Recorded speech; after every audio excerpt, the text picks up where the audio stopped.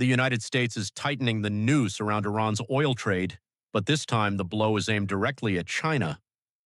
Beijing's quiet move to ask banks to halt new lending to refineries sanctioned by Washington reveals a striking reality.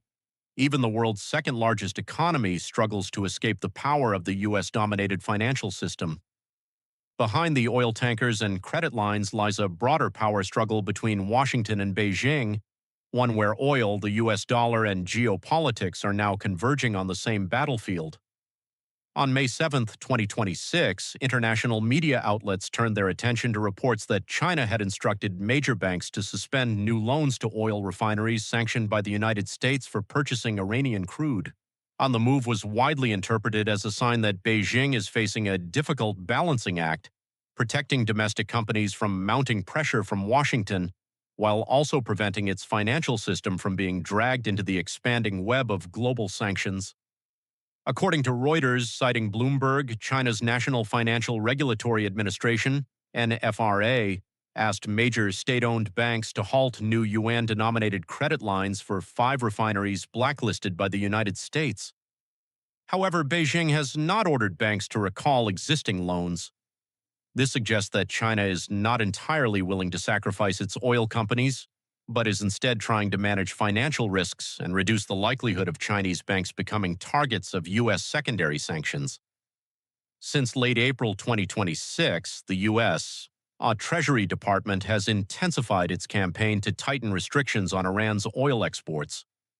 Under an operation dubbed Economic Fury, Washington imposed sanctions on Hengli Petrochemical, one of China's largest private petrochemical and refining groups, along with around 40 shipping firms and oil tankers allegedly involved in transporting Iranian crude. Washington accused Hengli of purchasing billions of dollars worth of Iranian oil, thereby helping Tehran maintain a crucial revenue stream while under heavy international sanctions. The U.S. argues that oil income remains a key financial source, supporting Iran's military activities and geopolitical influence across the Middle East. In addition to Hengli, several so-called teapot refineries, privately owned medium and small-scale refineries in China, were also blacklisted. Most of these companies are based in Shandong province and are known for buying discounted crude from Iran, Russia, or Venezuela in order to preserve margins amid fierce competition. For years, China has been the largest buyer of Iranian crude oil. According to 2025 data cited by Reuters from Kepler, China purchased more than 80% of Iran's seaborne oil exports. Most of this crude does not flow into giant state-owned firms such as Sinopec or PetroChina, but instead into private refineries commonly known as teapots. These companies are smaller, less dependent on the international financial system, and therefore more willing to take risks in exchange for heavily discounted Iranian oil. Iranian crude is typically sold below market prices to compensate buyers for sanctions-related risks. For Chinese private refineries, already struggling with shrinking profit margins due to weak domestic fuel demand, Iranian oil has become an extremely attractive feedstock. However, the situation changed dramatically once Washington began directly targeting refineries and warning that Chinese banks could face secondary sanctions.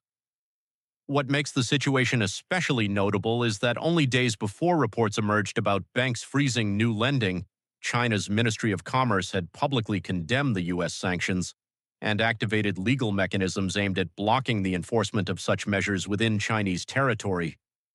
Beijing argues that unilateral U.S. sanctions violate international law and global trade principles. Under China's anti-sanctions rules introduced in 2021 and recently strengthened, Chinese firms are theoretically prohibited from complying with foreign sanctions that Beijing considers illegal. This creates a major dilemma for Chinese businesses and banks. Complying with U.S. demands could violate Chinese law, while ignoring Washington could risk exclusion from the global financial system or loss of access to the U.S. dollar. As a result, many observers view the pause on new lending as Beijing's quiet attempt to reduce risks without openly conceding to Washington. In previous rounds of sanctions, the United States primarily targeted oil tankers or trading companies. This time, however, Washington has signaled it may expand enforcement toward financial institutions involved in facilitating Iranian oil transactions. The U.S. Treasury recently warned foreign banks to remain vigilant about the possibility of sanctions if they continue supporting activities linked to Iranian oil. This is an especially sensitive issue for China. Chinese state-owned banks operate globally and rely heavily on U.S. dollar settlements and the SWIFT payment system. If subjected to U.S. restrictions, the consequences could be far more severe than blacklisting a single refinery. Therefore, despite Beijing's tough diplomatic rhetoric, Chinese authorities likely want to prevent banks from becoming too deeply involved in Iran-related oil financing. The tensions surrounding Iranian oil come at a particularly fragile moment for global energy markets. Reuters recently reported that Iran's oil exports have declined sharply due to intensified U.S. enforcement and maritime pressure operations in the Middle East. According to many analysts, if Washington continues tightening restrictions on Iran's oil shipping networks and pressures major buyers like China, global crude supplies could face further disruptions. In fact, oil prices have already surged over recent months amid fears of supply interruptions in the Middle East. At the same time, markets remain highly volatile, reacting sharply to every diplomatic signal exchange between Washington and Tehran. If China reduces imports of Iranian crude, Tehran would lose one of its most important revenue sources. But such a move could also force Chinese refineries to seek alternative supplies from Russia, Saudi Arabia, or Iraq at higher prices. The episode highlights how strategic competition between the United States and China is increasingly spilling into the fields of energy and finance. Washington sees cutting off Iran's oil revenues as a national security priority, while Beijing views America's extraterritorial sanctions as instruments of geopolitical coercion. Experts argue that this is no longer merely about oil.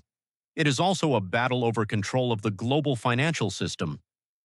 The United States uses the dominance of the dollar and international banking networks to enforce foreign policy objectives, while China is attempting to build mechanisms that reduce dependence on Western systems.